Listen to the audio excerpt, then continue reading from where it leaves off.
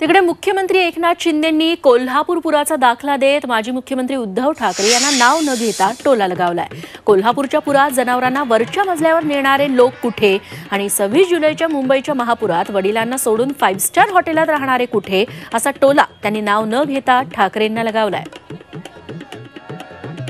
कोल्हापूरमध्ये तर मी जेव्हा गेलो एवढं पाणी एक माळ्यापर्यंत पाणी होतं। बोटीने आम्ही गेलो एका 2-3 मजली घरामध्ये, तर तिथं नीलमताई तो परिवार तर होताच, परंतु त्यांची गाय गुरं त्यांचं पशुधन देखील वरच्या माळ्यावर त्यांच्या सोबत ठेवलं होतं।